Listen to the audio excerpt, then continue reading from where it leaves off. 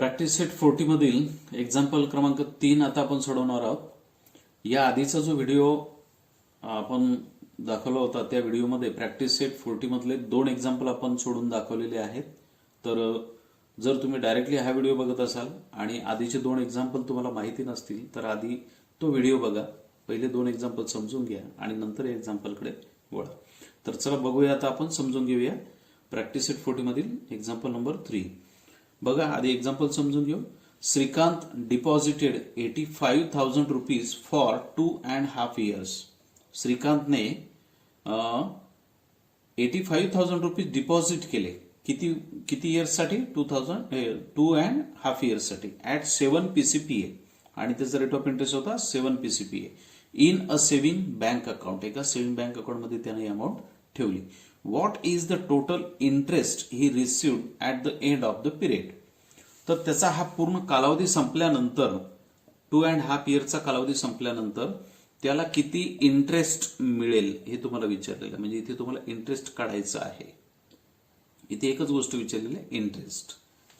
तर आधी आपण एक्झाम्पल मध्ये काय काय गोष्टी आपल्याला दिलेल्या आहेत ते आधी लिहून घेऊया. तर इथे बघा, श्रीकांत डिपॉझिटेड 85,000 रुपीज. याच्यावरून तुमच्या लक्षात आलं असेल की 85,000 ही अमाऊंट काय आहे, तर it is our principal. So P is equal to 85,000. P is equal to 85,000. Now 2.5 years it is time. हा आपल्याला टाइम दिलेला आहे. सो T ची व्हॅल्यू काय होईल? T is equal to इथे काय 2.5 years. आता एक लक्षात घ्या, जेव्हा आपण कॅल्क्युलेशन करू फॉर्म्युल्यामध्ये टाकून तेव्हा आपल्याला 2.5 years हे थोडं अवघड जाईल, म्हणून याला सोपं करून घ्यायचं. तर 2.5 yearsला आपण असं लिहू शकतो 2.5 years. ठीक आहे. यानंतर पुढे काय दिलेलं आहे? 7 PCPA म्हणजेच रेट ऑफ इंटरेस्ट दिलेला आहे आपल्याला 7. परत काय माहिती दिलेली आहे? Saving bank account. What is the total interest he received. त्याला इंटरेस्ट किती मिळेल की इंटरेस्ट किती मिळेल हे आपल्याला विचारलेलं आहे. तर आपल्याला इंटरेस्ट काढायचं आहे. तर चला आता एक्झाम्पल सोडूया. फॉर्म्युला सगळ्यांना आता लक्षात असेलच. फॉर्म्युला आहे I is equal to P into R into T upon 100. चला फॉर्म्युल्यामध्ये आपण व्हॅल्यू टाकूया. आय ची व्हॅल्यू आपल्याला दिलेली आहे का? नाही, आय काढायचं आहे. आय फॉर इंटरेस्ट काढायचं आहे, म्हणून मी आय तसंच ठेवणार. P ची व्हॅल्यू आहे 85,000. P च्या ठिकाणी मी 85,000 घेणार. R रेट ऑफ इंटरेस्ट आहे 7 इंटू T टाइम आहे 2.5. ही व्हॅल्यू आपल्याला घ्यायची आहे 2.5. ही व्हॅल्यू घेऊन सुद्धा तुम्ही एक्झाम्पल सोडू शकता, परंतु यापेक्षा ही व्हॅल्यू आपण घेतली तर आपल्याला एक्झाम्पल थोडं सोपं होईल, कॅल्क्युलेशन सोपे होतील. अपॉन 100. बघा, एवढं कॅल्क्युलेशन जर आपण सोडवलं तर आपल्याला आय ची व्हॅल्यू मिळणार आहे, म्हणजे इंटरेस्ट समजणार आहे. तर हे शेवटी असणारे 20 हे या 20 सोबत cancel. I is equal to काय शिल्लक आहे? 850 इंटू 7 इंटू 2.5 अपॉन 1. तर डेनोमिनेटर मधला 1 नाही दिला तरी चालेल. I is equal to 850 into 7 into 2.5. तर आपण एवढे मल्टिप्लिकेशन केले तर आपल्याला आय ची व्हॅल्यू मिळणार. तर बघा, आय इज इक्वल टू हे मल्टिप्लिकेशन जर आपण केले तर मल्टिप्लिकेशन केल्यानंतर आपल्याला व्हॅल्यू मिळणार आहे 14.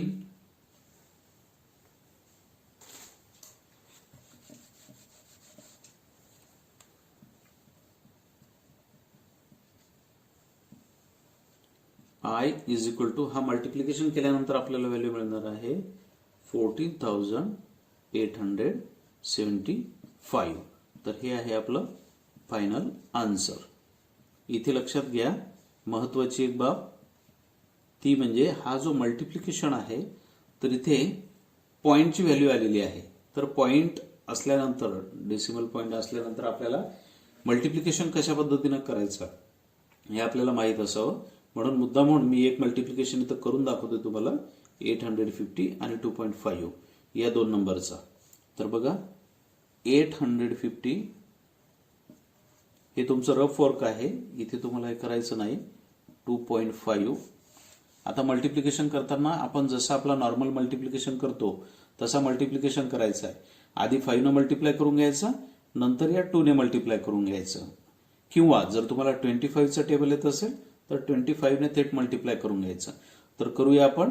5 0 जा 0, 5 5 जा 25, 2 इज कॅरी. नाउ 5 8 जा 40, 40 plus 2 is 42. Now take here 1 0. Now multiply with 2. 2 zeros are 0. 2 5s are 10. 1 is carry. 2 8s are 16. 16 plus 1 is 17. Now plus 0 5 2. 7 plus 4 is 11. 1 is carry. 1 and 1 is 2. 21,250 हा आपला multiplication आला. मात्र इथे लक्षात घ्या, हा या नंबरमध्ये एक पॉइंट आहे. तर पॉइंट नंतरची ही जी प्लेस आहे, पॉइंट नंतर किती प्लेस आहे? 1 प्लेस आहे. तर इथे सुद्धा आन्सरमध्ये आपल्याला 1 प्लेस सोडून पॉइंट घ्यावा लागेल. म्हणजे बघा हा जो नंबर आहे इथे आलेला 2125 मल्टिप्लाय विथ 7. हा मल्टिप्लिकेशन करूया. 7 5 are 35, 3 is carry, 7 2s are 14, 14 plus 3, 17, 7, 1 is carry, 7 1s are 7, plus 1 8, 7 2s are 14. So 14,875.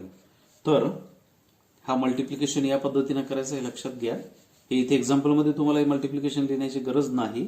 मात्र पॉइंट नंबरमध्ये येत असेल तर मल्टिप्लिकेशन कशा पद्धतीने करायचं लक्षात ठेवा. जसं आपण नॉर्मल मल्टिप्लिकेशन करतो तसंच करायचं. फक्त हा जो पॉइंट आहे, पॉइंटच्या पुढे किती प्लेसेस आहेत ते मोजायच्या आणि इकडून डावीकडून तेवढ्या प्लेस सोडून पॉइंट द्यायचा.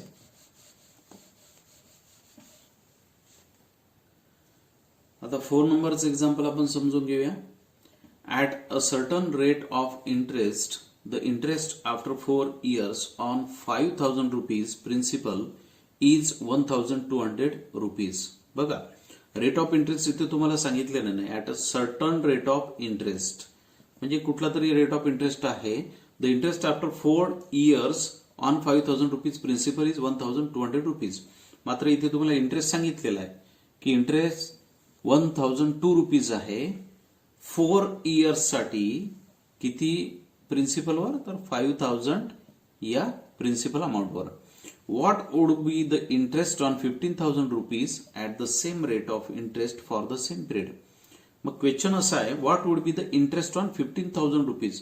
जर प्रिन्सिपल ही 15,000 rupees झाली, जशी इथे 5,000 होती तरी 5,000 ची जर 15,000 rupees एवढी प्रिन्सिपल झाली आणि जर at the same rate of interest जो इथे होता तोच इथे सुद्धा आहे 15,000 ला पण, and for the same period, आणि जो पिरियड होता इथे 4 yearsचा तो इथे सुद्धा 4 yearsचा आहे.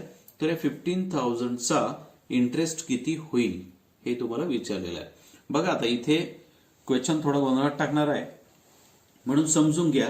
म्हणाल तर अगदी सोपा क्वेश्चन आहे, म्हणाल तर किचकट सुद्धा आहे. बघा इथे आता आपण 2 भाग करूया. इथे तुमच्या समोर 2 एक्झाम्पल्स आहेत. इथे तुमच्या समोर 2 एक्झाम्पल्स आहेत. बघा 2 केसेस दिलेले आहेत तुम्हाला. पहिल्या केसमध्ये काय काय आपल्याला माहिती दिलेली बघा. Certain rate of interest. इथे रेट ऑफ इंटरेस्ट सांगितलेलं आहे का? नाही, रेट ऑफ इंटरेस्ट नाही. आफ्टर 4 years, 4 years काय? Time. So T is equal to 4 years. T ची व्हॅल्यू 4 आहे. नंतर 5,000 rupees प्रिन्सिपल. पी ची व्हॅल्यू आपल्याला सांगितलेली आहे, P is equal to 5,000.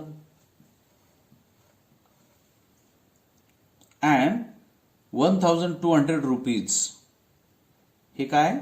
Interest. इथं आय ची व्हॅल्यू आपल्याला दिलेली आहे 1,200.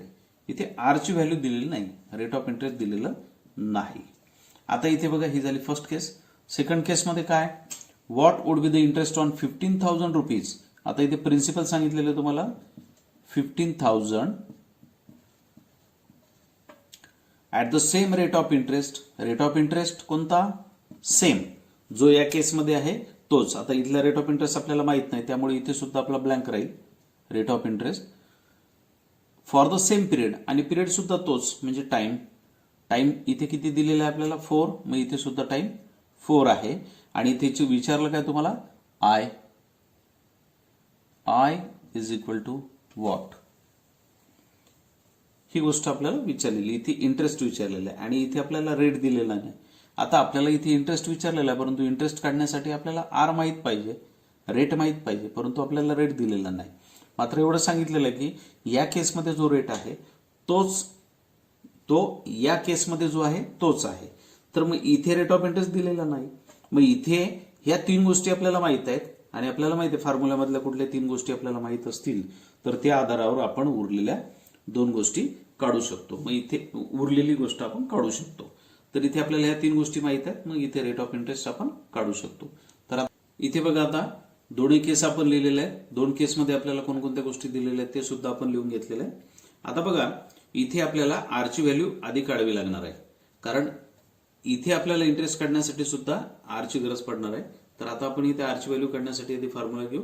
I is equal to P into R into T upon 100. तर बघा, आयची व्हॅल्यू आपल्याला दिलेली आहे 1200 इज इक्वल टू पी ची व्हॅल्यू 5000 इंटू आर आपल्याला काढायचं आहे इंटू टी ची व्हॅल्यू आहे 4 अपॉन 100. 20 या 20 सोबत कॅन्सल होतील. काय उरले खाली लिहून घ्या 1200. इथे 50 इंटू 4 मल्टिप्लिकेशन काय होईल 200, त्याला मल्टिप्लाय आर 200 आर. आता आपल्याला आरची व्हॅल्यू काढायची म्हणजे इथून 200 काढावे लागतील. 200 जर इथून काढले आपण तर इथे 200 या 1200 ला डिवाइड होतील. म्हणजेच थोडक्यात इथे सोडवतो बघा, 1200 divide 200 is equal to R. हे 20 सोबत कॅन्सल होतील. 2 1 जा 2 अँड 2 6 जा 12. That means 6 is equal to R. आपल्याला आर ची व्हॅल्यू मिळालेली आहे 6, म्हणजे रेट ऑफ इंटरेस्ट आपल्याला समजलेला आहे 6. मग आता आपल्याला दुसऱ्या केसमध्ये सांगितलेलं आहे की या केसमध्ये जो रेट ऑफ इंटरेस्ट आहे तोच इकडे सुद्धा आहे, म्हणजे इथे सुद्धा आरची व्हॅल्यू आता 6 आहे. आता आरची व्हॅल्यू आपल्याला समजली, 3 व्हॅल्यू आपल्याला मिळाल्या. यावरून आता आपल्याला इंटरेस्ट काढायचा आहे. तर इथे मग आता आपण same formula I is equal to P into R into T upon 100. चला बघा काय काय माहिती दिलेली आपल्याला. आयची व्हॅल्यू माहिती आहे नाही, आय काढायचं आहे आपल्याला. पी ची व्हॅल्यू 15000 इंटू आर ची व्हॅल्यू आहे 6, टी आहे 4 अपॉन 100. 0 या 0 सोबत कॅन्सल होतील. I is equal to 150 into 6 into 4. आणि हा जर मल्टिप्लिकेशन आपण केला तर आपल्याला आन्सर मिळणार आहे 3600. हे आपलं फायनल आन्सर असणार आहे. आता इथे बघा, अजून एक महत्वाची गोष्ट काही जणांना अगदी तोंडी सुद्धा लक्षात आलं असेल की इथे बघा, प्रिन्सिपल अमाऊंट आधी 5000 होती, तर इंटरेस्ट इथे 1200 होता आणि इथे आता प्रिन्सिपल 15000 केलेली आहे. जर तुमच्या लक्षात आलं असेल तर बघा, या प्रिन्सिपलच्या ही प्रिन्सिपल अमाऊंट 3 टाइम्स झालेली आहे, 3 टाइम्स. आणि आपल्याला इंटरेस्ट विचारलेला आहे, तर आपण इंटरेस्ट अगदी तोंडी सुद्धा काढू शकत होतो की 5000 प्रिन्सिपलची जर 3 टाइम्स झाली तर इंटरेस्टची सुद्धा 3 टाइम्स होणार. मग इंटरेस्ट आहे इथं 1200, so 1200 into 3 is equal to 3600. असं सुद्धा आपण आन्सर काढू शकत होतो, परंतु आपल्याला रेट ऑफ इंटरेस्ट काढायचा होता आणि रेट ऑफ इंटरेस्ट वरून आपण दुसऱ्या केसमधली इंटरेस्टची व्हॅल्यू काढली. ठीक आहे. एक्झाम्पल नंबर 5 समजून घेऊया आता. बघा, if Pankaj deposits 1,50,000 rupees in a bank at 10 PCPA for 2 years. बघा, पंकजने 1,50,000 रुपीज डिपॉझिट केलेले आहेत कुठे बँकेमध्ये ऍट 10 PCPA 10 PCPA या रेटनुसार त्यानं बँकेमध्ये 1,50,000 रुपये डिपॉझिट केले फॉर 2 इयर्स 2 इयर्ससाठी ही अमाऊंट त्यानं बँकेमध्ये डिपॉझिट केली. What is the total amount he will get from the bank. मग बँकेकडून त्याला टोटल अमाऊंट किती मिळेल हे आपल्याला विचारलेलं आहे. चला तर आता आपल्याला दिलेली काय काय माहिती आहे ती आधी आपण लिहून घेऊया. बघा ई पंकज डिपॉझिट 1,50,000 रुपीज. मग 1,50,000 रुपीज त्याने बँकेमध्ये डिपॉझिट केले म्हणजे ही अमाऊंट कोणती होईल तर it is principal. So P is equal to 1,50,000. It is P in a bank at 10 PCPA. 10 PCPA म्हणजे ही काय होईल रेट. आर ची व्हॅल्यू आहे 10 इथे. देन फॉर 2 इयर्स 2 इयर्स साठी पंकजने ही रक्कम डिपॉझिट केली. 2 इयर्स हा झाला time. So T is equal to 2 years. Now what is the total amount he will get from the bank. आता तुम्हाला टोटल अमाऊंट विचारलेली आहे म्हणजेच ए ची व्हॅल्यू विचारलेली आहे आणि ए म्हणजे तुम्हाला माहित आहे A means what A means P plus I principal plus interest. आता इथे प्रिन्सिपल तुम्हाला माहित आहे परंतु इंटरेस्ट माहित नाही म्हणजे ए ची व्हॅल्यू जर तुम्हाला ओळखायची असेल तर तुम्हाला आधी इंटरेस्ट माहित असणं आवश्यक आहे. म्हणजे आपल्याला इथे सुद्धा इंटरेस्ट काढायचं आहे. सिंपल एक्झाम्पल आहे समजून घ्या. फॉर्म्युला घ्यायचा आधी. फॉर्म्युला काय आपला I is equal to P into R into T upon 100. चला व्हॅल्यू टाकूया आपण. आय ची व्हॅल्यू आपल्याला माहिती आहे का नाही. आय आपल्याला काढायचं आहे म्हणून आय तसंच ठेवणार. पी ची व्हॅल्यू आहे 1,50,000 इंटू आर ची व्हॅल्यू आहे 10 into T time is 2 years upon 100. चला कॅल्क्युलेशन्स करूया. Last 0 cancel here. I is equal to 1,500 into 10 into 2. I is equal to बघा 1,500 इंटू 10 जर केले तर आन्सर काय मिळणार आपल्याला 15,000 इंटू 2. आता बघा आय इज इक्वल टू काय होईल I is equal to 15,000 into 2 हा जर मल्टिप्लिकेशन केला तर आन्सर 30,000.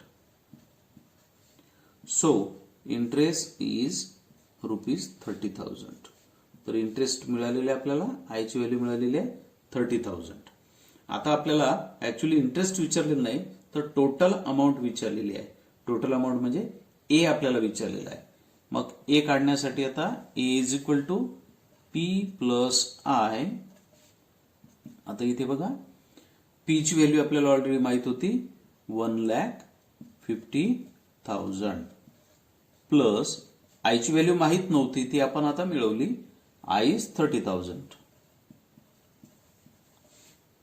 दोघांची ऍडिशन केली तर अमाऊंट होईल 1,80,000. So total amount is 1,80,000. It is our answer. आता इथे आपण प्रॅक्टिस सेट 40 मधले 5ही एक्झाम्पल आपण सोडवले. पहिला जो व्हिडिओ बनवला होता त्या व्हिडिओमध्ये आपण 2 एक्झाम्पल बघितले आणि या व्हिडिओमध्ये आपण 3 एक्झाम्पल असे एकूण 5 एक्झाम्पल आपण समजून घेतले.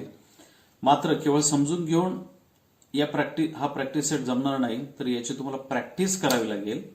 म्हणून नियमित प्रॅक्टिस करा. वारंवार हे एक्झाम्पल सोडून बघा. त्यामुळेच तुम्हाला हे एक्झाम्पल चांगल्या प्रकारे जमतील.